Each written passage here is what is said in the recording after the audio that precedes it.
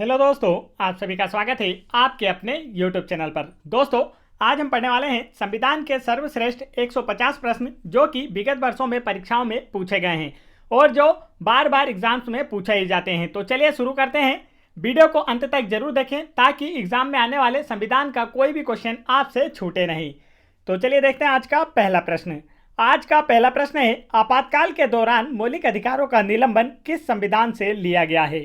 तो इसका जो राइट आंसर है वह है ऑप्शन नंबर 3, जापान के संविधान से। आपातकाल के दौरान मौलिक अधिकारों का निलंबन भारतीय संविधान में जापान के संविधान से लिया गया है और आपातकाल के दौरान अनुच्छेद 20 तथा 21 सक्रिय रहते हैं। तो आपसे यह भी पूछा जा सकता है कि आपातकाल के दौरान कौन से अनुच्छेद सक्रिय रहते हैं? तो आपका राइट आंसर होगा अनुच्छेद 20 तथा 21। आगे बढ़ते हैं अगले प्रश्न की ओर। अगला प्रश्न है हमारा, सर्वोच्च न्यायालय से परामर्श करने की राष्ट्रपति की शक्ति किस अनुच्छेद के तहत आती है? तो इसका जो राइट आंसर है वह है ऑप्शन नंबर 2, अनुच्छेद 143। इस अनुच्छेद के तहत राष्ट्रपति सर्वोच्च न्यायालय से सार्वजनिक महत्व के प्रश्न पर सलाह ले सकता है। चलिए आगे बढ़ते हैं अगले प्रश्न की ओर। अगला प्रश्न है हमारा प्रश्न क्रमांक 3, कौन भारत के वैकल्पिक प्रधानमंत्री के रूप में जाना जाता है? तो इसका जो राइट आंसर है वह है ऑप्शन नंबर 4, विपक्ष का नेता भारत के वैकल्पिक प्रधानमंत्री के रूप में जाना जाता है। चलिए आगे चलते हैं अगले प्रश्न की ओर। अगला प्रश्न है हमारा प्रश्न क्रमांक 4, राष्ट्रपति की अध्यादेश बनाने की शक्ति खालिस्तान है। तो इसका जो राइट आंसर है वह है ऑप्शन नंबर 3, न्यायिक समीक्षा के अधीन है। राष्ट्रपति के अध्यादेश बनाने की शक्ति न्यायिक समीक्षा के अधीन है और राष्ट्रपति अनुच्छेद 123 के तहत अध्यादेश जारी कर सकता है। तो यह भी काफ़ी इंपॉर्टेंट है जो परीक्षा में पूछा जाता है। आगे बढ़ते हैं अगले प्रश्न की ओर। अगला प्रश्न हमारा, संसद का सदस्य नहीं होने पर भी एक मंत्री कितनी अवधि के लिए अपने पद पर रह सकता है? तो इसका राइट आंसर है ऑप्शन नंबर 4, 6 माह के लिए। संसद का सदस्य नहीं होने पर भी एक मंत्री 6 माह की अवधि के लिए अपने पद पर रह सकता है। 6 माह के अंदर उस सदस्य को भारत के किसी सांसद क्षेत्र से जीत दर्ज करनी होगी। चलिए आगे बढ़ते हैं अगले प्रश्न की ओर। अगला प्रश्न हमारा प्रश्न क्रमांक 6, भारत के राष्ट्रपति के पास किस प्रकार की विवेकाधीन शक्ति है? तो यह क्वेश्चन MPPSC एग्जाम 2021 में पूछा गया था, तो काफ़ी इंपॉर्टेंट है। तो इसका जो राइट आंसर है वह है ऑप्शन नंबर 4, स्थितिपरक विवेक। भारत के राष्ट्रपति के पास स्थितिपरक विवेकाधीन शक्ति है। चलिए आगे बढ़ते हैं अगले प्रश्न की ओर। अगला प्रश्न है हमारा प्रश्न क्रमांक 7, किस समिति की सिफारिश के आधार पर मूलभूत कर्तव्यों को संविधान में जोड़ा गया? तो इसका जो राइट आंसर है वह है ऑप्शन नंबर 4, सरदार स्वर्ण सिंह समिति की अनुशंसा पर 42वें संविधान संशोधन 1976 के द्वारा मौलिक कर्तव्यों को संविधान में जोड़ा गया। मूल कर्तव्य अनुच्छेद 51 का में हैं और इन्हें रूस देश से लिया गया है। चलिए आगे बढ़ते हैं अगले प्रश्न की ओर। अगला प्रश्न है हमारा प्रश्न क्रमांक 8, संविधान में संशोधन करने की प्रक्रिया को और राज्यसभा के सदस्यों के चुनाव को किस संविधान से लिया गया है? तो इस प्रश्न में 2 प्रश्न हैं। पहला आपसे पूछा जा सकता है संविधान में संशोधन करने की प्रक्रिया, और दूसरा है राज्यसभा के सदस्यों के चुनाव की जो प्रक्रिया है वह किस देश के संविधान से ली गई है? तो इसका राइट आंसर है ऑप्शन नंबर 2, दक्षिण अफ्रीका के संविधान से। भारतीय संविधान में संशोधन करने की प्रक्रिया और राज्यसभा के सदस्यों की चुनाव की जो प्रक्रिया है वह दक्षिण अफ्रीका के संविधान से ली गई है और संविधान में संशोधन अनुच्छेद 368 के तहत किया जाता है। चलिए आगे बढ़ते हैं अगले प्रश्न की ओर। अगला प्रश्न है हमारा प्रश्न क्रमांक 9, किस प्रकार के बहुमत से मौलिक अधिकारों में संशोधन किया जा सकता है? तो इसका राइट आंसर है ऑप्शन नंबर 4, संसद के विशेष बहुमत से मौलिक अधिकारों में संशोधन किया जा सकता है और वर्तमान में मौलिक अधिकारों की संख्या 6 है। चलिए आगे बढ़ते हैं अगले प्रश्न की ओर। अगला प्रश्न है हमारा प्रश्न क्रमांक 10, दंड के स्वरूप को बदले बिना दंड की अवधि को कम करना किस नाम से जाना जाता है? तो इसका जो राइट आंसर है वह है ऑप्शन नंबर 2, दंड क्षमा या सजा कम करना लघुकरण भी कहलाता है। चलिए आगे बढ़ते हैं। अगला प्रश्न है हमारा प्रश्न क्रमांक 11, दिसंबर 1953 में राज्य पुनर्गठन आयोग का गठन किसने किया? तो इसका जो राइट आंसर है वह है ऑप्शन नंबर 3, जवाहरलाल नेहरू ने। दिसंबर 1953 में राज्य पुनर्गठन आयोग का गठन जवाहरलाल नेहरू ने किया था और राज्य पुनर्गठन आयोग के अध्यक्ष फजल अली थे। आगे बढ़ते हैं अगले प्रश्न की ओर। अगला प्रश्न है हमारा प्रश्न क्रमांक 12, किस संविधान संशोधन के द्वारा संविधान की प्रस्तावना में धर्मनिरपेक्ष शब्द जोड़ा गया?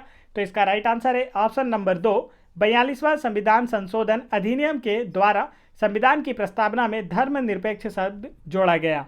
42वां संविधान संशोधन 1976 में हुआ था, इसे लघु संविधान भी कहा जाता है। आगे बढ़ते हैं अगले प्रश्न की ओर। अगला प्रश्न है हमारा, निम्नलिखित में से कौन सा अनुच्छेद वित्त आयोग से संबंधित है? तो इसका राइट आंसर है ऑप्शन नंबर 3, अनुच्छेद 280 का संबंध वित्त आयोग से है। वित्त आयोग के गठन का अधिकार राष्ट्रपति के पास होता है। वित्त आयोग के अध्यक्ष की नियुक्ति राष्ट्रपति के द्वारा की जाती है। आगे बढ़ते हैं अगले प्रश्न की ओर। अगला प्रश्न है हमारा, किस वर्ष दिल्ली को एक मंत्री परिषद युक्त विधानसभा प्रदान की गई जिसके प्रमुख मुख्यमंत्री थे? तो इसका जो राइट आंसर है वह है ऑप्शन नंबर 4, वर्ष 1992 में दिल्ली को एक मंत्री परिषद युक्त विधानसभा प्रदान की गई जिसके प्रमुख मुख्यमंत्री थे। दिल्ली एक संघ राज्य क्षेत्र है, सीएम है अरविंद केजरीवाल।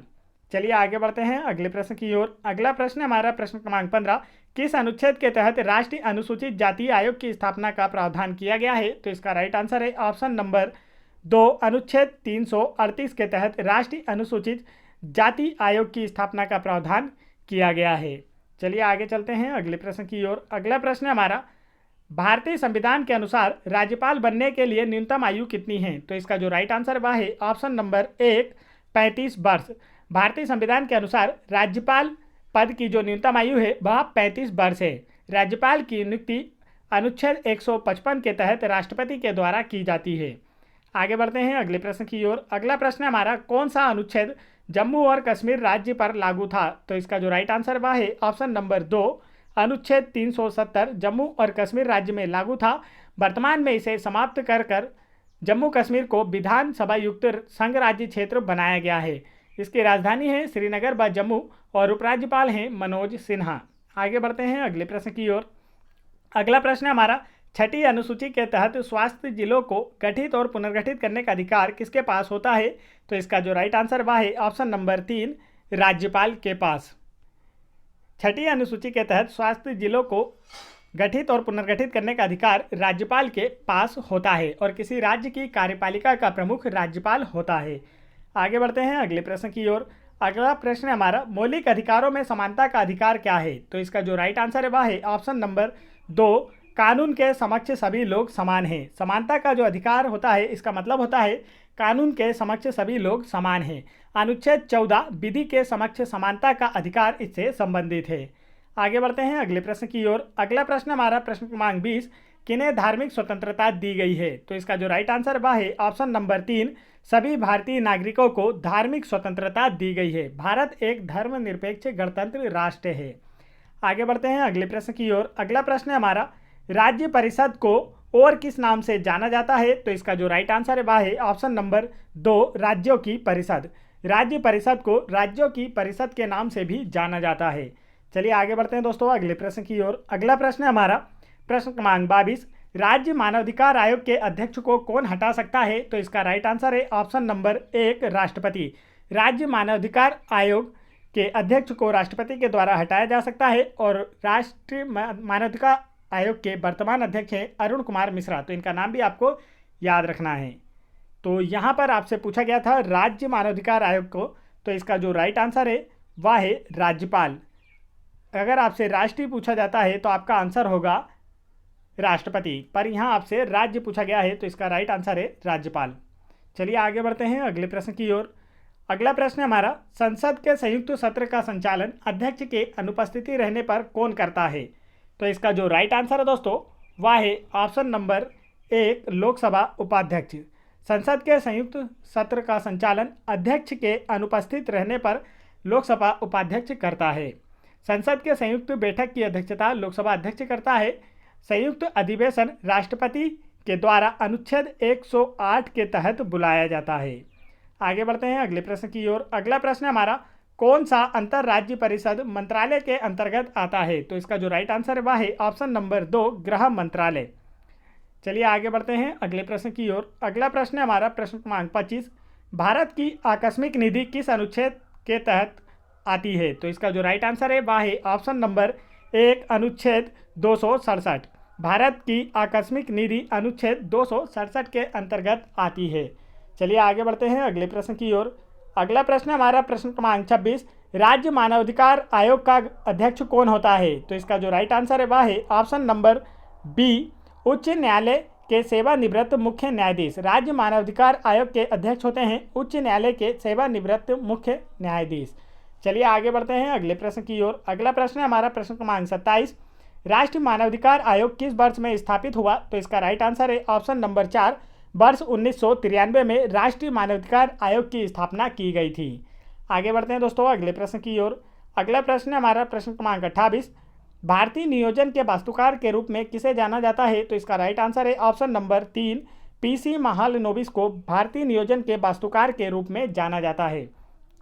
आगे बढ़ते हैं अगले प्रश्न की ओर। अगला प्रश्न है हमारा, किस बिल के बिना भारत सरकार है वह भारत के सामूहिक कोष से पैसा निकाल सकती है? तो इसका जो राइट आंसर है वह है ऑप्शन नंबर 2, विनियोग विधेयक। विनियोग विधेयक बिल के बिना सरकार भारत के सामूहिक कोष से पैसा निकाल सकती है। आगे बढ़ते हैं अगले प्रश्न की ओर। अगला प्रश्न हमारा प्रश्न क्रमांक 30। निम्न में से कौन सा भारतीय संविधान की प्रस्तावना का हिस्सा नहीं है? तो इसका जो राइट आंसर है वह है ऑप्शन नंबर 4, प्रावधान भारतीय संविधान की प्रस्तावना का हिस्सा नहीं है। प्रावधान मात्र एक शब्द है जिसका अर्थ निहित होना या वर्णन होना होता है। आगे बढ़ते हैं अगले प्रश्न की ओर। अगला प्रश्न है हमारा, संविधान सभा के वित्त और कर्मचारी समिति के अध्यक्ष कौन थे? तो इसका जो राइट आंसर है वह है ऑप्शन नंबर 3, राजेंद्र प्रसाद। संविधान सभा के वित्त और कर्मचारी समिति के अध्यक्ष डॉक्टर राजेंद्र प्रसाद थे। राजेंद्र प्रसाद भारत के प्रथम राष्ट्रपति भी थे। आगे बढ़ते हैं अगले प्रश्न की ओर। अगला प्रश्न है हमारा प्रश्न क्रमांक 32। राज्यसभा का अध्यक्ष और उपाध्यक्ष भारतीय संविधान की किस अनुसूची के अंतर्गत आता है? तो इसका जो राइट आंसर है वह है ऑप्शन नंबर 1, दूसरी। राज्यसभा का अध्यक्ष और उपाध्यक्ष भारतीय संविधान की दूसरी अनुसूची के अंतर्गत आते हैं। दूसरी अनुसूची में विभिन्न पदाधिकारियों के पद का वर्णन किया गया है। चलिए आगे चलते हैं अगले प्रश्न की ओर। अगला प्रश्न हमारा प्रश्न क्रमांक 33। भारत के पहले सिख राष्ट्रपति कौन थे? तो इसका जो राइट आंसर है वह है ऑप्शन नंबर 4, ज्ञानी जैल सिंह भारत के पहले सिख राष्ट्रपति थे। ज्ञानी जैल सिंह 1982 से 1987 तक भारत के राष्ट्रपति थे। चलिए आगे बढ़ते हैं अगले प्रश्न की ओर। अगला प्रश्न है हमारा प्रश्न क्रमांक 34। भारत के उपराष्ट्रपति बनने के लिए न्यूनतम आयु कितनी होनी चाहिए? तो इसका जो राइट आंसर है वह है ऑप्शन नंबर 1, 35 वर्ष। भारत के उपराष्ट्रपति पद के लिए न्यूनतम आयु जो रखी गई है वह 35 वर्ष रखी गई है। उपराष्ट्रपति पद का उल्लेख अनुच्छेद 63 में है। उपराष्ट्रपति संबंधी प्रावधान अमेरिका के संविधान से ग्रहण किया गया है। चलिए आगे बढ़ते हैं अगले प्रश्न की ओर। अगला प्रश्न है हमारा, यदि आपके मौलिक अधिकारों को राज्य द्वारा कलंकित किया गया तो नागरिकों को अदालत के खिलाफ अपील करने का मूल अधिकार क्या है? तो इसका जो राइट आंसर है वह है ऑप्शन नंबर 2, संवैधानिक उपायों का अधिकार। यदि मौलिक अधिकारों को राज्य द्वारा कलंकित किया गया है तो नागरिकों को अदालत के खिलाफ अपील करने का जो मूल अधिकार है वह संवैधानिक उपायों का अधिकार होता है। और संवैधानिक उपचारों के अधिकार को BR अम्बेडकर ने संविधान की आत्मा कहा है। चलिए आगे बढ़ते हैं अगले प्रश्न की ओर। अगला प्रश्न है हमारा प्रश्न क्रमांक 36। भारत के राष्ट्रपति पद के लिए न्यूनतम आयु योग्यता कितनी होती है? तो इसका जो राइट आंसर वह है ऑप्शन नंबर 4, 35 वर्ष। भारत के राष्ट्रपति पद के लिए न्यूनतम आयु सीमा 35 वर्ष होती है। राष्ट्रपति पद का उल्लेख अनुच्छेद 52 में किया गया है और यह भारत का प्रथम नागरिक होता है। चलिए आगे बढ़ते हैं अगले प्रश्न की ओर। अगला प्रश्न है हमारा प्रश्न क्रमांक 37। संविधान का मसौदा तैयार करने वाली समिति ड्राफ्टिंग समिति के अध्यक्ष कौन थे? तो इसका राइट आंसर है ऑप्शन नंबर 3, BR अम्बेडकर। संविधान का मसौदा तैयार करने वाली समिति ड्राफ्टिंग समिति के अध्यक्ष डॉक्टर BR अम्बेडकर थे। चलिए आगे बढ़ते हैं अगले प्रश्न की ओर। अगला प्रश्न है हमारा, संविधान सभा की पहली बैठक कब हुई थी? तो इसका जो राइट आंसर है वह है ऑप्शन नंबर 2, 9 दिसंबर 1946 को संविधान सभा की पहली बैठक हुई थी। और संविधान सभा की पहली बैठक के अध्यक्ष सच्चिदानंद सिन्हा थे। तो यह भी आपको याद रखना है, काफ़ी बार पूछा जा चुका है। अगला प्रश्न है हमारा, भारत में दिल्ली उच्च न्यायालय की स्थापना कब की गई? तो इसका जो राइट आंसर है दोस्तों वह है ऑप्शन नंबर 3, वर्ष 1966 में दिल्ली उच्च न्यायालय की स्थापना की गई थी। चलिए आगे बढ़ते हैं अगले प्रश्न की ओर। अगला प्रश्न है हमारा, भारत की संसद में शामिल है। 4 ऑप्शन दिए गए हैं आपको और पूछा गया इनमें से क्या क्या भारत की संसद में शामिल है। तो इसका जो राइट आंसर है वह है ऑप्शन नंबर 4, लोकसभा, राज्यसभा और राष्ट्रपति भारत की संसद में शामिल है। चलिए आगे बढ़ते हैं अगले प्रश्न की ओर। अगला प्रश्न है हमारा, आपातकालीन घोषणा शब्द किस आपातकाल की व्याख्या करता है? तो इसका जो राइट आंसर है वह है ऑप्शन नंबर 2, राष्ट्रीय आपातकाल। आपातकालीन घोषणा शब्द राष्ट्रीय आपातकाल की व्याख्या करता है। राष्ट्रीय आपातकाल अनुच्छेद 352 के तहत राष्ट्रपति के द्वारा लगाया जाता है। आगे बढ़ते हैं अगले प्रश्न की ओर। अगला प्रश्न हमारा, किस अनुच्छेद के तहत सूचना का अधिकार अपराध के लिए गिरफ्तार किए जाने के लिए स्पष्टीकरण प्राप्त करता है? तो इसका जो राइट आंसर है वह है ऑप्शन नंबर 3, अनुच्छेद 22 सूचना का अधिकार है, जिसमें अपराध के लिए गिरफ्तार किए जाने के लिए स्पष्टीकरण प्राप्त कर सकते हैं। आगे बढ़ते हैं अगले प्रश्न की ओर। अगला प्रश्न हमारा प्रश्न क्रमांक 43, यदि कोई सदस्य बिना अनुमति के खालिस्तान अवधि के लिए अनुपस्थित है तो सदन द्वारा सदस्य की सीट को रिक्त घोषित किया जा सकता है। पूछा गया आपसे, यदि कोई सदस्य बिना अनुमति के कितने दिनों की अवधि के लिए अनुपस्थित होता है तो सदन द्वारा उस सदस्य की सीट को रिक्त घोषित किया जा सकता है। तो इसका राइट आंसर है ऑप्शन नंबर 1, 60 दिनों के लिए। यदि कोई सदस्य बिना अनुमति के 60 दिनों के लिए अनुपस्थित रहता है तो सदन द्वारा उसकी सीट को रिक्त घोषित किया जा सकता है। आगे बढ़ते हैं अगले प्रश्न की ओर। अगला प्रश्न हमारा, आपातकाल के समय किस अनुच्छेद को निरस्त नहीं किया जा सकता है? तो इसका जो राइट आंसर है वह है ऑप्शन नंबर 1, अनुच्छेद 20 और 21। यह मैं पहले ही क्वेश्चन में आपको बता चुका था। आपातकाल के दौरान अनुच्छेद 20 और अनुच्छेद 21 सक्रिय होते हैं। चलिए आगे बढ़ते हैं अगले प्रश्न की ओर। अगला प्रश्न है हमारा प्रश्न क्रमांक 45, एक व्यक्ति जो संसद का सदस्य नहीं है वह किसी भी सदन से संबंधित नहीं है, ऐसे व्यक्ति को कितनी अधिकतम अवधि के लिए भारत के प्रधानमंत्री के रूप में नियुक्त किया जा सकता है? तो इसका राइट आंसर है ऑप्शन नंबर 2, 6 माह के लिए। 6 माह के भीतर उसे संसद में अपनी सदस्यता सिद्ध करनी होगी। चलिए आगे चलते हैं अगले प्रश्न की ओर। अगला प्रश्न है हमारा प्रश्न क्रमांक 46, प्रत्येक संसदीय बैठक का पहला घंटा निम्न में से किसके लिए रखा गया है? तो इसका जो राइट आंसर है वह है ऑप्शन नंबर 2, प्रश्नकाल के लिए। प्रत्येक संसदीय बैठक का पहला घंटा प्रश्नकाल के लिए रखा गया है। प्रश्नकाल के बाद शून्यकाल आता है जिसकी अवधि 1 घंटा होती है और यह 1 बजे से 2 बजे तक लगता है। इसे भी आप याद रखें, आपसे टाइम भी पूछा जा सकता है। आगे बढ़ते हैं अगले प्रश्न की ओर। अगला प्रश्न है हमारा, भारत का संविधान कब लागू हुआ? तो इसका जो राइट आंसर है वह है ऑप्शन नंबर 1, 26 जनवरी 1950 को भारतीय संविधान लागू हुआ था। इस दिन भारत गणतंत्र संप्रभुत्व राष्ट्र बना था। आगे बढ़ते हैं अगले प्रश्न की ओर। अगला प्रश्न है हमारा, केंद्रीय लोक सेवा आयोग की स्थापना कब हुई थी? तो इसका जो राइट आंसर है वह है ऑप्शन नंबर 1, वर्ष 1926 में केंद्रीय लोक सेवा आयोग की स्थापना हुई थी। चलिए आगे बढ़ते हैं अगले प्रश्न की ओर। अगला प्रश्न है हमारा, निम्न में से क्या भारत के संविधान के प्रस्तावना का भाग नहीं है? तो इसका जो राइट आंसर है वह है ऑप्शन नंबर 2, भारतीय ध्वज भारत के संविधान के प्रस्तावना का भाग नहीं है। राष्ट्रीय ध्वज भारत के राष्ट्रीय प्रतीकों में से एक है। चलिए आगे बढ़ते हैं अगले प्रश्न की ओर। अगला प्रश्न है हमारा, भारत के प्रथम मुस्लिम राष्ट्रपति कौन थे? तो इसका राइट आंसर है option number 3, doctor Zakir Hussain Bharat के प्रथम मुस्लिम राष्ट्रपति थे। यह भारत के तीसरे राष्ट्रपति थे। चलिए आगे बढ़ते हैं अगले प्रश्न की ओर। अगला प्रश्न है हमारा प्रश्न क्रमांक 51, भारत के प्रधानमंत्री को शपथ कौन दिलाता है? तो इसका जो राइट आंसर है वह है ऑप्शन नंबर 4, राष्ट्रपति। भारत के प्रधानमंत्री को उसके पद की शपथ राष्ट्रपति के द्वारा दिलाई जाती है। चलिए आगे चलते हैं अगले प्रश्न की ओर। अगला प्रश्न है हमारा प्रश्न क्रमांक 52, भारत के संविधान की किस अनुसूची के अंतर्गत राज्यों के नाम और उनका प्रादेशिक अधिकार क्षेत्र आता है? तो इसका जो राइट आंसर है वह है ऑप्शन नंबर 4, प्रथम अनुसूची। भारतीय संविधान की प्रथम अनुसूची के अंतर्गत राज्यों के नाम और उनके प्रादेशिक अधिकार क्षेत्र का वर्णन किया गया है। चलिए आगे चलते हैं अगले प्रश्न की ओर। अगला प्रश्न है हमारा प्रश्न क्रमांक 53, भारत का राष्ट्रीय वृक्ष कौन सा है? तो इसका जो राइट आंसर है वह है ऑप्शन नंबर 2, बट वृक्ष भारत का राष्ट्रीय वृक्ष है। भारत का राष्ट्रीय चिन्ह अशोक स्तंभ तथा राष्ट्रीय बाग सत्यमेव जयते है।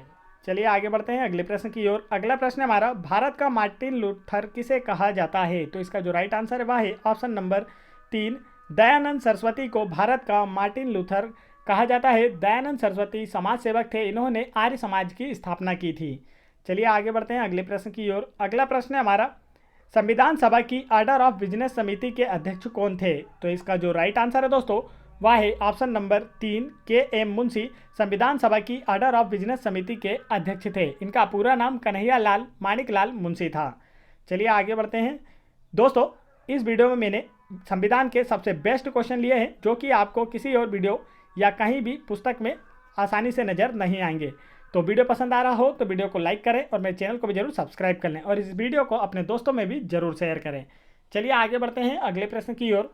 अगला प्रश्न है हमारा, 8वीं पंचवर्षीय योजना की अवधि क्या है? तो इसका जो राइट आंसर है वह है ऑप्शन नंबर 1, वर्ष 1992 से 1997 तक 8वीं पंचवर्षीय योजना की अवधि थी।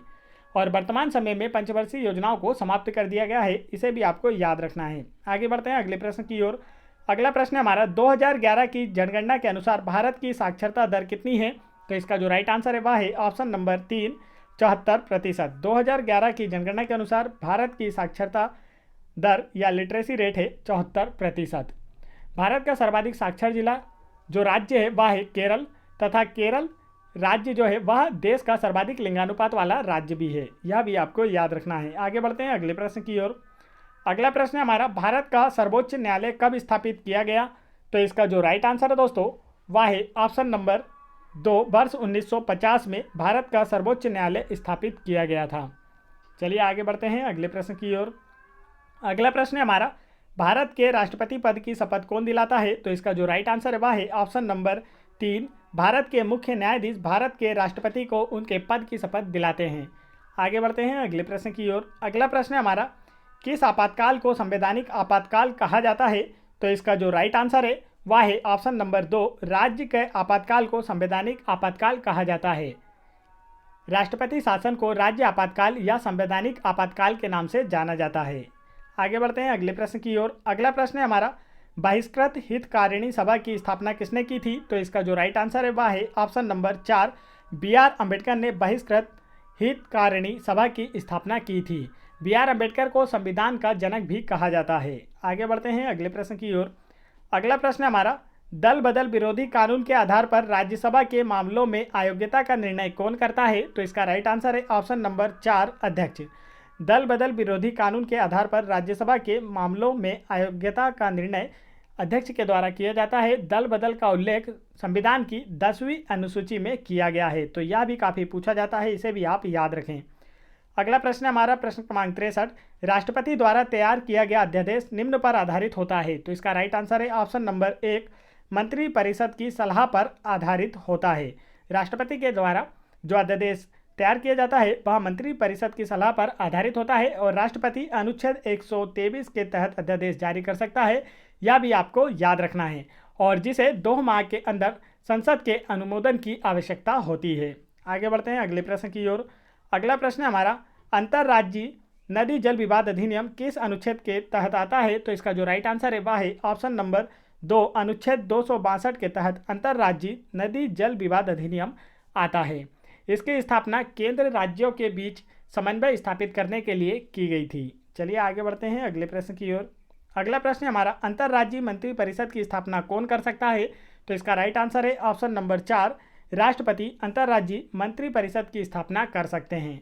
चलिए आगे चलते हैं अगले प्रश्न की ओर। अगला प्रश्न है हमारा, किस कैबिनेट समिति को सबसे शक्तिशाली माना जाता है? तो इसका जो राइट आंसर है वह है ऑप्शन नंबर 2, राजनीतिक मामलों की मंत्रिमंडलीय समिति को सबसे शक्तिशाली माना जाता है।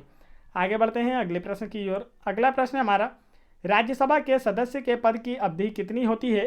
तो इसका जो राइट आंसर है दोस्तों वह है ऑप्शन नंबर 3, 6 वर्ष। राज्यसभा के सदस्य के पद की अवधि 6 वर्ष होती है और राज्यसभा सदस्यों की अधिकतम संख्या 250 निर्धारित की गई है, इसे भी आपको याद रखना है, काफ़ी पूछा जाने वाला क्वेश्चन है। अगला प्रश्न हमारा, नीति आयोग है, 4 ऑप्शन दिए गए हैं आपको और पूछा गया है नीति आयोग एक कैसा निकाय है? तो इसका जो राइट आंसर है वह है ऑप्शन नंबर 1, असंवैधानिक निकाय है।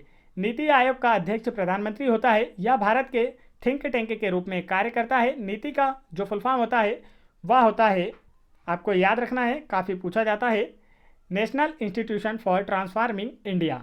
चलिए आगे बढ़ते हैं अगले प्रश्न की ओर। अगला प्रश्न है हमारा, एक राज्य का राज्यपाल दूसरे राज्य के राज्यपाल के रूप में भी कार्य कर सकता है। संविधान में यह प्रावधान किस संविधान संशोधन अधिनियम द्वारा जोड़ा गया? तो इसका जो राइट आंसर है वह है ऑप्शन नंबर 2, 7वें संविधान संशोधन के द्वारा यह अधिनियम जोड़ा गया कि एक राज्य का राज्यपाल दूसरे राज्य के राज्यपाल के रूप में भी कार्य कर सकता है। चलिए आगे बढ़ते हैं अगले प्रश्न की ओर। अगला प्रश्न है हमारा, किसकी अनुशंसा पर भारत का राष्ट्रपति अनुच्छेद 370 को स्थगित कर सकता है?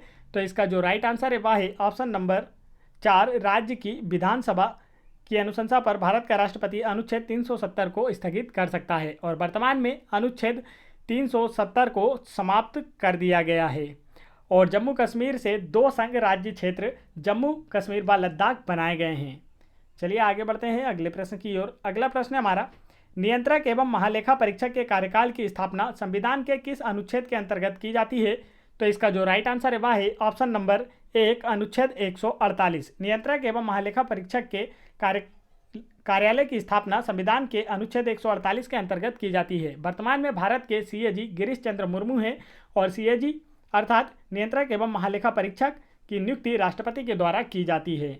चलिए आगे चलते हैं अगले प्रश्न की ओर। अगला प्रश्न हमारा, राज्य विधानसभा का पहला सत्र किसके द्वारा संबोधित किया जाता है? तो इसका जो राइट आंसर है वह है ऑप्शन नंबर 3 राज्य के राज्यपाल के द्वारा। किसी भी राज्य विधानसभा का पहला सत्र उस राज्य के राज्यपाल के द्वारा संबोधित किया जाता है। आगे बढ़ते हैं अगले प्रश्न की ओर। अगला प्रश्न है हमारा प्रश्न क्रमांक 73, किस भारतीय राज्य की लोकसभा सीटों की संख्या सर्वाधिक है? तो इसका राइट आंसर है ऑप्शन नंबर 3 उत्तर प्रदेश राज्य की लोकसभा सीटों की संख्या सर्वाधिक है। उत्तर प्रदेश में सर्वाधिक 80 लोकसभा सीटें हैं।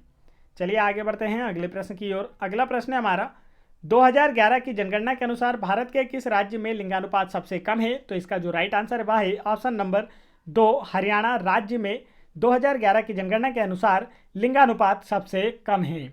इसकी राजधानी है चंडीगढ़, सीएम है मनोहर लाल खट्टर और गवर्नर हैं बंडारू दत्तात्रेय जो कि हाल ही में नियुक्त हुए हैं। आगे बढ़ते हैं अगले प्रश्न की ओर। अगला प्रश्न हमारा, 14वें वित्त आयोग के अध्यक्ष कौन है?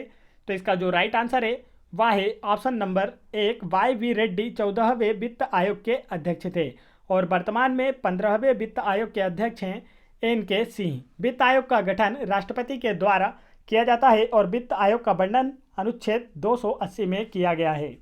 आगे बढ़ते हैं अगले प्रश्न की ओर।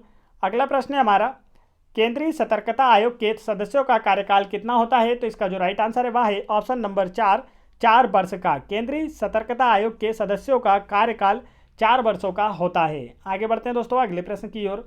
अगला प्रश्न है हमारा, संयुक्त राष्ट्र के नए सतत विकास लक्ष्यों के अनुसार कब तक हर प्रकार की निर्धनता को दूर करने का लक्ष्य निर्धारित किया गया है? तो इसका जो राइट आंसर है वह है ऑप्शन नंबर 1 वर्ष 2030 तक संयुक्त राष्ट्र के नए सतत विकास लक्ष्यों के अनुसार हर प्रकार की निर्धनता को दूर करने का लक्ष्य रखा गया है।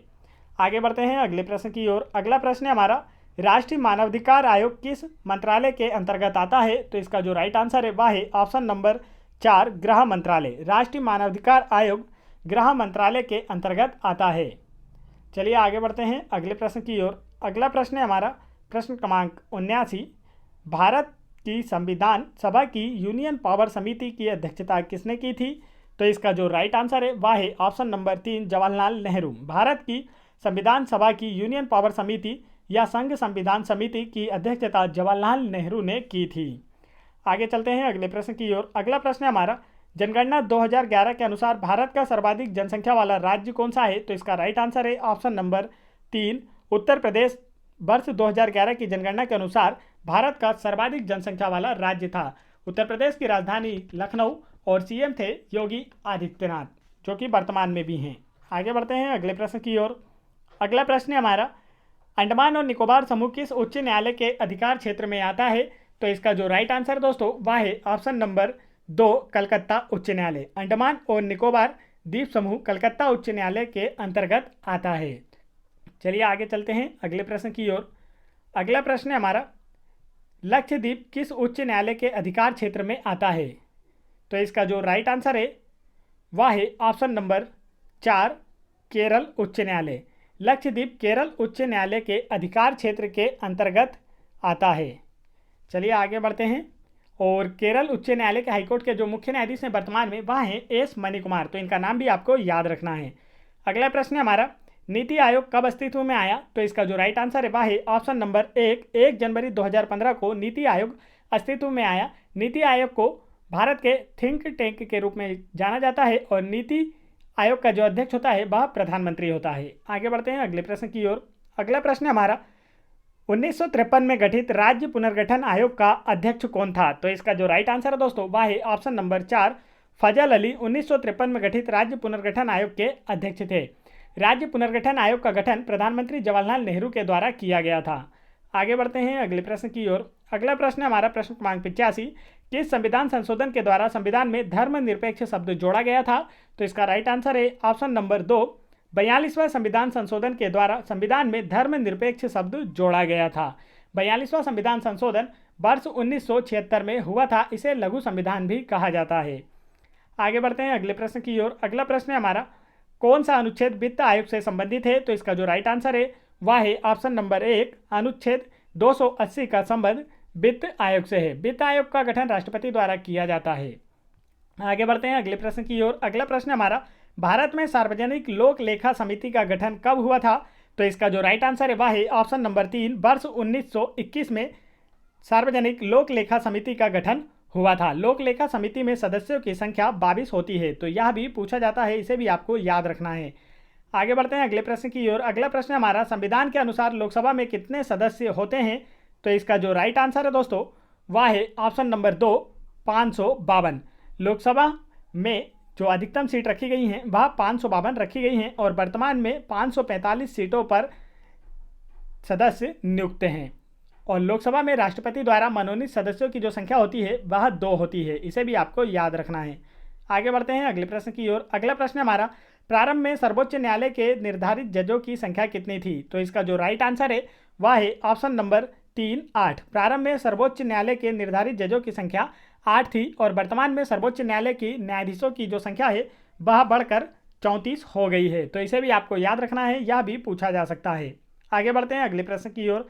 अगला प्रश्न हमारा, पंचायती राज व्यवस्था का निर्माण किस संशोधन के द्वारा हुआ? तो इसका जो राइट आंसर है वह है ऑप्शन नंबर 1, 73वें संविधान संशोधन के द्वारा पंचायती राज व्यवस्था का निर्माण किया गया था। और सर्वप्रथम पंचायती राज की शुरुआत राजस्थान के नागौर जिले में हुई थी। तो यह भी आपसे पूछा जा सकता है, इसे भी आपको याद रखना है। आगे बढ़ते हैं अगले प्रश्न की ओर। अगला प्रश्न है हमारा, भारत के राज्यपाल पद के लिए न्यूनतम आयु सीमा कितनी है? पूछा गया आपसे, भारत में राज्यपाल पद के लिए न्यूनतम आयु सीमा कितनी होती है? तो इसका राइट आंसर है ऑप्शन नंबर 3, 35 वर्ष। चलिए आगे चलते हैं अगले प्रश्न की ओर। अगला प्रश्न हमारा, लोकसभा का संसद सदस्य बनने के लिए न्यूनतम आयु सीमा कितनी होती है? तो इसका जो राइट आंसर वह है ऑप्शन नंबर 1, 25 वर्ष। लोकसभा का संसद सदस्य बनने के लिए न्यूनतम आयु सीमा 25 वर्ष होती है। लोकसभा को संसद का निम्न सदन कहा जाता है। आगे बढ़ते हैं अगले प्रश्न की ओर। अगला प्रश्न हमारा, अरुणाचल प्रदेश किस उच्च न्यायालय के अधिकार क्षेत्र में आता है? तो इसका जो राइट आंसर है वह है ऑप्शन नंबर 1, गुवाहाटी उच्च न्यायालय। अरुणाचल प्रदेश का जो उच्च न्यायालय है वह गुवाहाटी उच्च न्यायालय के अधिकार क्षेत्र के अंतर्गत आता है और वर्तमान में गुवाहाटी उच्च न्यायालय के मुख्य न्यायाधीश हैं सुधांशु धुलिया। चलिए आगे बढ़ते हैं अगले प्रश्न की ओर। अगला प्रश्न है हमारा प्रश्न क्रमांक 94, समानता के आधार पर भेदभाव पर प्रतिबंध भारतीय संविधान के किस मौलिक अधिकार के तहत आता है? तो इसका जो राइट आंसर है वह है ऑप्शन नंबर 4, समानता का अधिकार। समानता के अधिकार के अनुसार समानता के आधार पर भेदभाव पर जो प्रतिबंध है वह समानता के मौलिक अधिकार के तहत आता है। आगे बढ़ते हैं अगले प्रश्न की ओर। अगला प्रश्न है हमारा, निम्न में से कौन सा भारतीय संसद का स्थायी सदन है?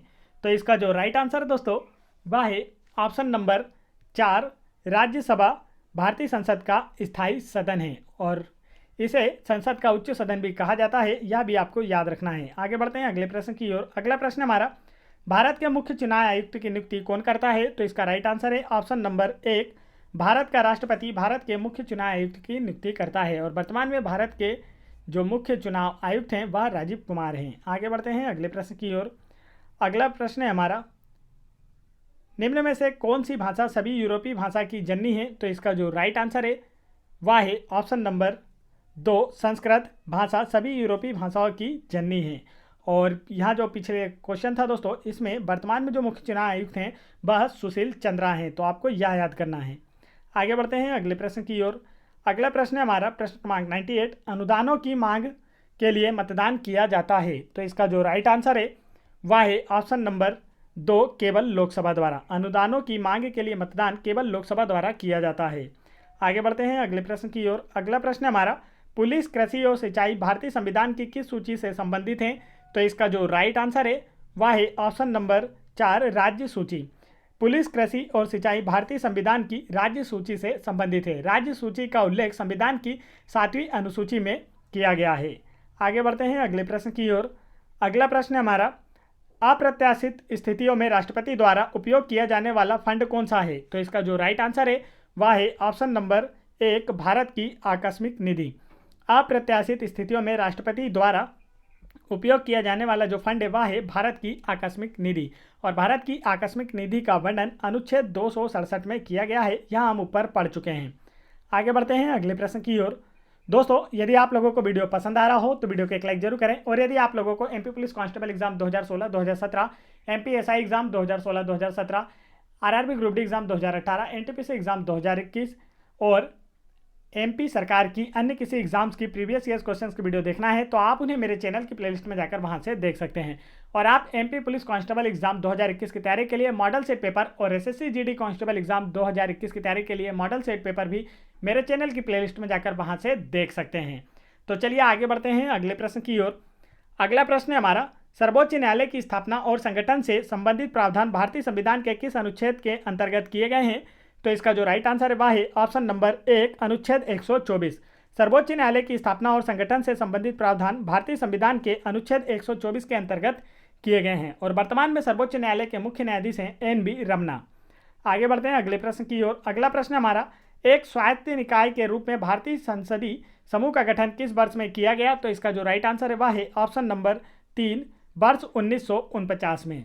आगे बढ़ते हैं अगले प्रश्न की ओर। अगला प्रश्न हमारा, निम्न में से सरकार को नियंत्रित करने के लिए जब वह साधारण नियमों का पालन भी नहीं करता, विपक्ष के सदस्यों द्वारा कौन सी असाधारण युक्ति का प्रयोग किया जाता है? तो यहाँ पर 4 ऑप्शन दिए गए हैं और इसका जो राइट आंसर है वह है option number 1, point of order.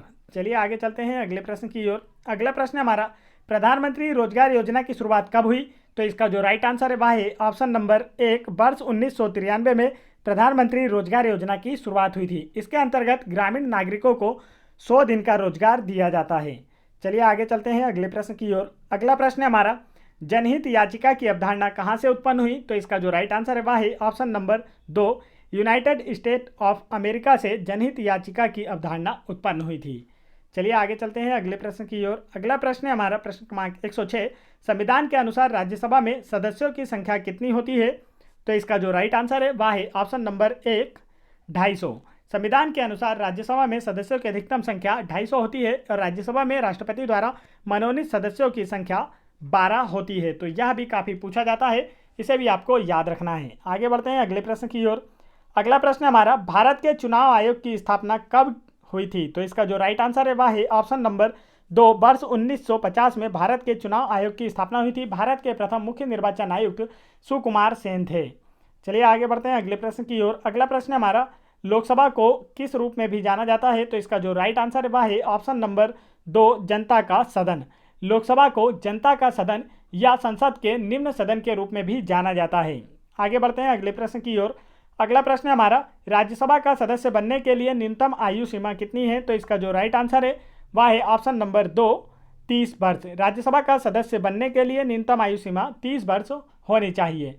Rajya Sabha में सदस्यों की जो अधिकतम संख्या होती है वह 250 होती है। चलिए आगे बढ़ते हैं अगले प्रश्न की ओर। अगला प्रश्न हमारा, भारत के राष्ट्रपति पद का कार्यकाल कितना होता है? तो इसका राइट आंसर है ऑप्शन नंबर 3, 5 वर्ष का। भारत के राष्ट्रपति पद का कार्यकाल 5 वर्ष का होता है। राष्ट्रपति पद के लिए न्यूनतम आयु सीमा 35 वर्ष होती है। राष्ट्रपति भारत का प्रथम नागरिक होता है और इसकी नियुक्ति भारत के मुख्य न्यायाधीश के द्वारा की जाती है और यह अनुच्छेद 123 के तहत अध्यादेश जारी कर सकता है और इसके अध्यादेश को 2 माह के भीतर संसद का अनुमोदन होना अनिवार्य है, नहीं तो यह स्वतः निरस्त हो जाता है। आगे बढ़ते हैं अगले प्रश्न की ओर। अगला प्रश्न है हमारा, संसद के 1 वर्ष में कितने सत्र होते हैं? तो इसका जो राइट आंसर है वह है ऑप्शन नंबर 2, 3 सत्र। संसद में 1 वर्ष में 3 सत्र होते हैं। पहला होता है बजट सत्र जो फरवरी से मई के दौरान होता है, दूसरा होता है मानसून सत्र जो जुलाई से सितंबर के दौरान होता है और तीसरा होता है शीतकालीन सत्र जो नवंबर से दिसंबर के दौरान होता है। चलिए आगे बढ़ते हैं दोस्तों, यदि आप लोगों को एमपी जीके के चैप्टर वाइज क्वेश्चंस की वीडियो देखना है तो आप उन्हें मेरे चैनल की प्लेलिस्ट में जाकर वहां से देख सकते हैं, जहां पर मैंने एमपी जीके के सर्वश्रेष्ठ क्वेश्चंस की प्लेलिस्ट बना रखी है। तो आप वहां जाकर उन्हें देख सकते हैं और अपनी तैयारी को और बेहतर कर सकते हैं। तो चलिए आगे बढ़ते हैं। अगला प्रश्न है हमारा, गोवा राज्य किस उच्च न्यायालय के अधिकार क्षेत्र में आता है? तो इसका जो राइट आंसर है वह है ऑप्शन नंबर 4, बॉम्बे उच्च न्यायालय। गोवा राज्य बॉम्बे उच्च न्यायालय के अधिकार क्षेत्र में आता है। वर्तमान में बॉम्बे हाईकोर्ट के मुख्य न्यायाधीश दीपांकर दत्ता हैं। आगे बढ़ते हैं अगले प्रश्न की ओर। अगला प्रश्न हमारा, भारतीय संविधान का कौन सा वर्ग बुनियादी कर्तव्यों से जुड़ा है? तो इसका जो राइट आंसर है वह है ऑप्शन नंबर 4, धारा 51A बुनियादी कर्तव्यों से जुड़ा है। बुनियादी कर्तव्य का आशय मूल कर्तव्यों से है और मूल कर्तव्य रूस देश से लिए गए हैं, इसे भी आपको याद रखना है। आगे बढ़ते हैं अगले प्रश्न की ओर। अगला प्रश्न हमारा, भारतीय संविधान का भाग 2 किससे संबंधित है? तो इसका जो राइट आंसर है वह है ऑप्शन नंबर 1, नागरिकता से। भारतीय संविधान का भाग 2 नागरिकता से संबंधित है। अनुच्छेद 5 से अनुच्छेद 11 में नागरिकता का वर्णन किया गया है। आगे बढ़ते हैं अगले प्रश्न की ओर। अगला प्रश्न है हमारा, संविधान सभा में कुल सदस्यों की संख्या कितनी थी? तो इसका जो राइट आंसर है वह है ऑप्शन नंबर 1, 389। संविधान सभा में कुल सदस्यों की संख्या 389 थी। संविधान सभा की पहली बैठक 9 दिसंबर 1946 को हुई थी तथा इसकी पहली बैठक के अध्यक्ष डॉक्टर सच्चिदानंद सिन्हा थे। तो यह दोनों ही क्वेश्चन आपसे पूछे जाते हैं, इन्हें आपको याद कर लेना है। अगला प्रश्न है हमारा, 2001 से 2011 में भारत की विकास दर कितनी थी? तो इसका जो राइट आंसर है वह है ऑप्शन नंबर 1, 17.64%। 2001 से 2011 के दशक में भारत की विकास दर 17.64% थी। चलिए आगे बढ़ते हैं अगले प्रश्न की ओर। अगला प्रश्न हमारा, संवैधानिक सभा की स्थापना किस वर्ष में की गई? तो इसका जो राइट आंसर है वह है ऑप्शन नंबर 2, वर्ष 1946 में संविधान सभा की स्थापना की गई थी और संविधान सभा में सदस्यों की संख्या 389 थी। इसके प्रथम अध्यक्ष सच्चिदानंद सिन्हा थे और इसकी प्रथम बैठक 9 दिसंबर 1946 को हुई थी, जो मैं आपको इससे पहले के प्रश्न में बता चुका हूँ।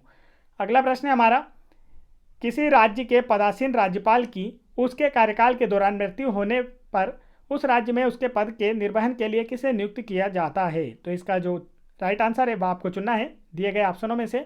तो इसका जो राइट आंसर है वह है ऑप्शन नंबर 3, संबंधित राज्यों के उच्च न्यायालय के मुख्य न्यायाधीश। किसी राज्य के राज्यपाल की यदि आकस्मिक मृत्यु हो जाती है तो उसके पद के निर्वहन के लिए उस राज्य के उच्च न्यायालय के मुख्य न्यायाधीश को नियुक्त किया जाता है। आगे बढ़ते हैं अगले प्रश्न की ओर। अगला प्रश्न है हमारा, जम्मू एवं कश्मीर का संविधान कब से लागू हुआ? तो इसका जो राइट आंसर है वह है ऑप्शन नंबर 1, 26 जनवरी 1957 से। जम्मू एवं कश्मीर का संविधान 26 जनवरी 1957 से लागू हुआ था और भारत का संविधान 26 जनवरी 1950 को लागू हुआ था। आगे बढ़ते हैं अगले प्रश्न की ओर। अगला प्रश्न हमारा, दिल्ली से संबंधित विशेष प्रावधान संविधान के किस अनुच्छेद के अंतर्गत दिए गए हैं? तो इसका जो राइट आंसर है वह है ऑप्शन नंबर 3, अनुच्छेद 239। दिल्ली से संबंधित विशेष प्रावधान संविधान के अनुच्छेद 239 में दिए गए हैं। दिल्ली एक केंद्र शासित प्रदेश है जिसके उपराज्यपाल हैं अनिल बैजल और सीएम है अरविंद केजरीवाल।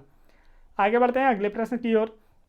अगला प्रश्न हमारा, नागालैंड राज्य किस उच्च न्यायालय के अधिकार क्षेत्र के अंतर्गत आता है? तो इसका राइट आंसर है ऑप्शन नंबर 3, गुवाहाटी उच्च न्यायालय। नागालैंड राज्य गुवाहाटी उच्च न्यायालय के अधिकार क्षेत्र के अंतर्गत आता है। वर्तमान में गुवाहाटी उच्च न्यायालय के मुख्य न्यायाधीश सुधांशु धुलिया हैं।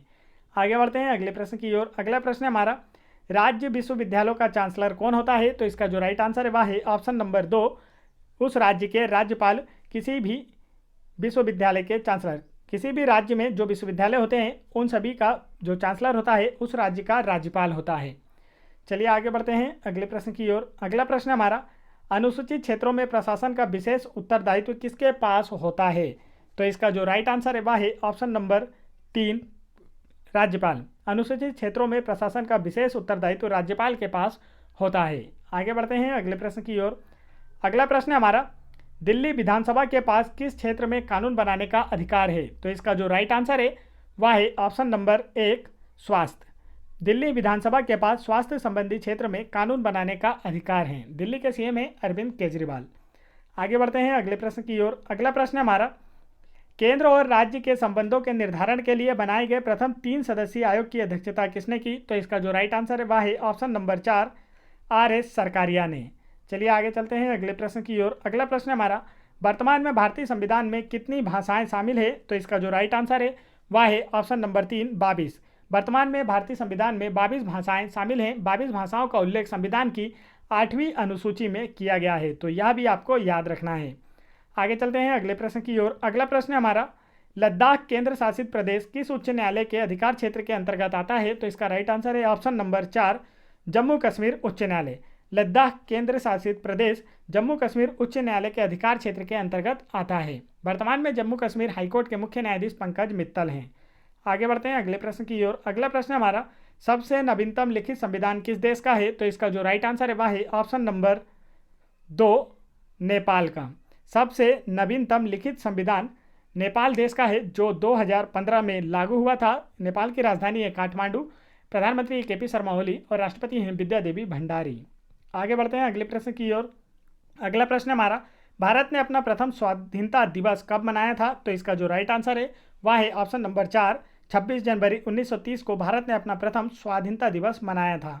आगे चलते हैं अगले प्रश्न की ओर। अगला प्रश्न हमारा, समवर्ती सूची भारतीय संविधान की किस अनुसूची में शामिल है? तो इसका जो राइट आंसर है वह है ऑप्शन नंबर 3, 7वीं अनुसूची में समवर्ती सूची को शामिल किया गया है। और संविधान की 7वीं अनुसूची में संघ सूची, राज्य सूची तथा समवर्ती सूची तीनों ही शामिल हैं, तो इन तीनों को आपको याद रखना है। आगे बढ़ते हैं अगले प्रश्न की ओर। अगला प्रश्न हमारा, नीति आयोग का अध्यक्ष कौन है? तो इसका जो राइट आंसर है वह है ऑप्शन नंबर 1, प्रधानमंत्री नीति आयोग का अध्यक्ष होता है। चलिए आगे बढ़ते हैं अगले प्रश्न की ओर। अगला प्रश्न हमारा, पहली अंतर्राज्यीय परिषद का गठन कब हुआ था? तो इसका जो राइट आंसर है वह है ऑप्शन नंबर 2, वर्ष 1990 में पहली अंतर्राज्यीय परिषद का गठन किया गया था। चलिए आगे चलते हैं अगले प्रश्न की ओर। अगला प्रश्न हमारा, अधिग्रहण और नागरिकता को समाप्त करने के संबंध में कौन सी प्रावधान बनाने की शक्ति किसके पास है? तो इसका जो राइट आंसर है वह है ऑप्शन नंबर 4, संसद के पास। अधिग्रहण और नागरिकता को समाप्त करने की जो इससे संबंधित शक्तियां हैं वह संसद के पास हैं। चलिए आगे बढ़ते हैं अगले प्रश्न की ओर। अगला प्रश्न हमारा, राष्ट्रीय विकास परिषद के अध्यक्ष कौन हैं? तो इसका जो राइट आंसर है वह है ऑप्शन नंबर 1, प्रधानमंत्री राष्ट्रीय विकास परिषद के अध्यक्ष होते हैं। आगे चलते हैं अगले प्रश्न की ओर। अगला प्रश्न हमारा, नीति आयोग के अनुसार भारत सरकार ने कब तक किसानों की आय को दुगना करने की योजना बनाई है? तो इसका जो राइट आंसर है वह है ऑप्शन नंबर 1, वर्ष 2022 तक नीति आयोग के अनुसार भारत सरकार ने किसानों की आय को दुगना करने की योजना बनाई है। चलिए आगे बढ़ते हैं अगले प्रश्न की ओर। अगला प्रश्न हमारा, किस अनुच्छेद के तहत संसद राज्य या केंद्र शासित प्रदेश के भीतर आवास को रोजगार के लिए एक शर्त निर्धारित कर सकती है? तो इसका जो राइट आंसर है वह है ऑप्शन नंबर 2, अनुच्छेद 16। चलिए आगे बढ़ते हैं अगले प्रश्न की ओर। अगला प्रश्न हमारा, राष्ट्रपति किस अनुच्छेद के तहत अध्यादेश जारी कर सकता है? तो इसका राइट आंसर है ऑप्शन नंबर 4, अनुच्छेद 123। राष्ट्रपति अनुच्छेद 123 के तहत अध्यादेश जारी कर सकता है। तो देखिए यह मैं पहले ही आपको बता चुका था और यह पूछा भी जा चुका है। अगला प्रश्न है हमारा प्रश्न क्रमांक 138, किस अनुच्छेद के तहत राष्ट्रपति संसद के दोनों सदनों की संयुक्त बैठक बुला सकता है? तो इसका जो राइट आंसर है वह है ऑप्शन नंबर 4, अनुच्छेद 108 के तहत राष्ट्रपति संसद के दोनों सदनों की संयुक्त बैठक बुला सकता है और संयुक्त अधिवेशन की अध्यक्षता लोकसभा अध्यक्ष के द्वारा की जाती है। आगे बढ़ते हैं अगले प्रश्न की ओर। अगला प्रश्न हमारा, राष्ट्रपति द्वारा राज्यसभा में मनोनीत सदस्यों की संख्या कितनी होती है? तो इसका राइट आंसर है ऑप्शन नंबर 4, 12। राष्ट्रपति द्वारा राज्यसभा में मनोनीत सदस्यों की संख्या 12 होती है और लोकसभा में मनोनीत सदस्यों की संख्या 2 होती है। इसे भी आपको याद रखना है। अगला प्रश्न हमारा, भारत का सर्वप्रथम विधि अधिकारी कौन होता है? तो इसका राइट आंसर है ऑप्शन नंबर 3, महान्यायवादी भारत का सर्वप्रथम विधि अधिकारी होता है। Attorney general of India Bharat का सर्वप्रथम विधि अधिकारी होता है। वर्तमान में भारत के महान्यायवादी के वेणुगोपाल हैं। चलिए आगे बढ़ते हैं अगले प्रश्न की ओर। अगला प्रश्न हमारा, प्रथम राष्ट्रपति शासन कहाँ लगाया गया था? तो इसका जो राइट आंसर है वह है ऑप्शन नंबर 1, पंजाब में। प्रथम राष्ट्रपति शासन पंजाब में लगाया गया था। चलिए आगे बढ़ते हैं अगले प्रश्न की ओर। अगला प्रश्न हमारा प्रश्न क्रमांक 142, सर्वाधिक बार राष्ट्रपति शासन किसके शासनकाल में लगाया गया? तो इसका जो राइट आंसर है वह है ऑप्शन नंबर 2, इंदिरा गांधी। इंदिरा गांधी भारत की प्रथम महिला प्रधानमंत्री थी और इन्हीं के शासनकाल के दौरान सर्वाधिक बार राष्ट्रपति शासन लगाया गया था। राष्ट्रपति शासन अनुच्छेद 356 के तहत लगाया जाता है। आगे बढ़ते हैं अगले प्रश्न की ओर। अगला प्रश्न हमारा, भारतीय संविधान में संशोधन की प्रक्रिया किस देश से ली गई है? तो इसका राइट आंसर है ऑप्शन नंबर 4, दक्षिण अफ्रीका। भारतीय संविधान में संशोधन की प्रक्रिया दक्षिण अफ्रीका देश के संविधान से ली गई है। आगे चलते हैं अगले प्रश्न की ओर। अगला प्रश्न हमारा, भारतीय संविधान में आपात प्रावधान किस देश से ली गई है? तो इसका जो राइट आंसर है वह है ऑप्शन नंबर 1, जर्मनी। भारतीय संविधान में आपात का प्रावधान जर्मनी देश के संविधान से लिया गया है। आगे बढ़ते हैं दोस्तों अगले प्रश्न की ओर। अगला प्रश्न है हमारा, सुप्रीम कोर्ट के एकमात्र मुख्य न्यायाधीश जो कि कार्यवाहक राष्ट्रपति भी रह चुके हैं। तो इसका जो राइट आंसर है वह है ऑप्शन नंबर 3, हिदायत उल्ला। भारत के तीसरे राष्ट्रपति जाकिर हुसैन के आकस्मिक निधन के बाद मोहम्मद हिदायतुल्लाह भारत के कार्यवाहक प्रधानमंत्री बने थे और यह एकमात्र सुप्रीम कोर्ट के मुख्य न्यायाधीश हैं जो भारत के कार्यवाहक राष्ट्रपति भी रहे थे। आगे बढ़ते हैं अगले प्रश्न की ओर।